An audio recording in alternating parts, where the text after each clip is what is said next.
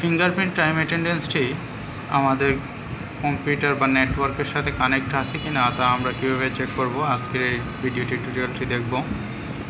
তো প্রথমে আমরা যাচ্ছি ডিভাইস ম্যানেজমেন্টে ক্লিক করতেছি। তারপর ডিভাইস ম্যানেজারে গিয়ে আমাদের ডিভাইসটি সিলেক্ট করে নিতে হবে।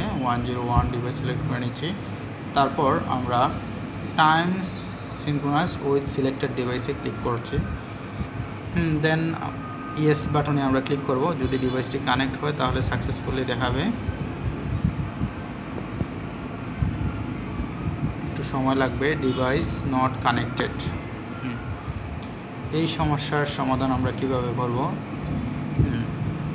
তো এই সমস্যার জন্য প্রথমে দেখতে হবে ইন্টারনেটের কেবলগুলো সুইচের সাথে কানেক্ট আছে কিনা, বা সুইচটি কম্পিউটারের সাথে নেটওয়ার্ক কেবলের মাধ্যমে কানেক্টেড আছে কিনা।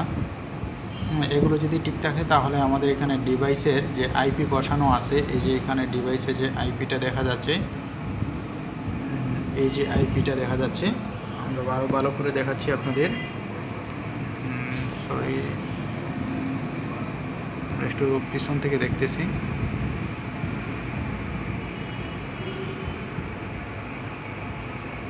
এই যে দেখা যাচ্ছে ডিভাইসের আইপি এখানে দেখাচ্ছে 192.168.000.21।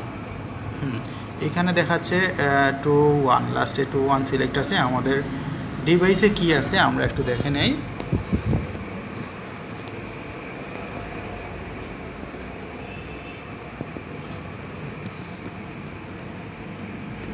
ডিভাইসে আইপি দেখার জন্য আমরা প্রথমে মেনুতে ক্লিক করব। এই যে মেনু বাটন,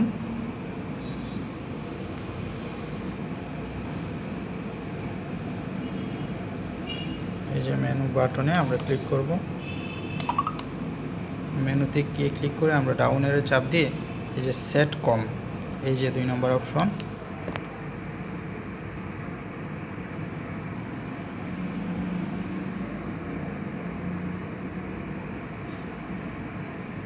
এই যে সেট কম, আমরা 2 নম্বর অপশন সিলেক্ট করছি। তারপর ওকে, তারপর নিচে ইথারনেট,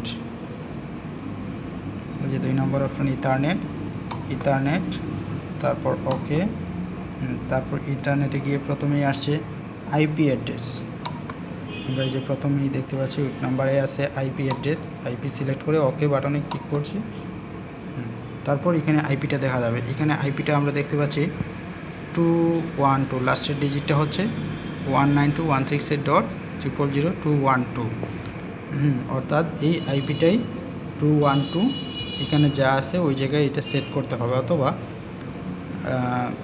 এখানেও আমরা চেঞ্জ করতে পারি। ওকে বাটনে ক্লিক করে এই আইপি, যেমন এখানে দেওয়া আছে 21, আমরা এখানে 21 সেট করে নিচ্ছি। দেন ওকে, এই যে দেখা যাচ্ছে 21 সেট হচ্ছে। আবার আমরা আইপিটা দেখে নেই। আইপি সিলেক্ট করে ওকে দিলাম, এই যে দেখাচ্ছে 21। দেখে নেই এখন আমাদের কম্পিউটারে আবার কানেক্ট করে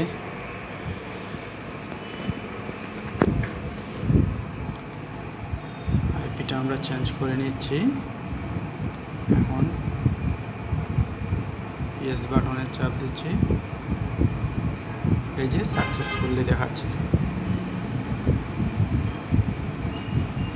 অথবা আমাদের ডিভাইসে যে আইপিটা দেখাচ্ছিল এখানে যদি ওই আইপিটা চেঞ্জ করতে চাই তাহলে এখানে রাইট বাটন ক্লিক করে আপডেট সিলেক্টেড রেকর্ড, তারপর এখানে গিয়ে আমরা এই যে আইপিটা এখানে বসিয়ে আমরা সেভ বাটনে ক্লিক করে বের হয়ে যাব।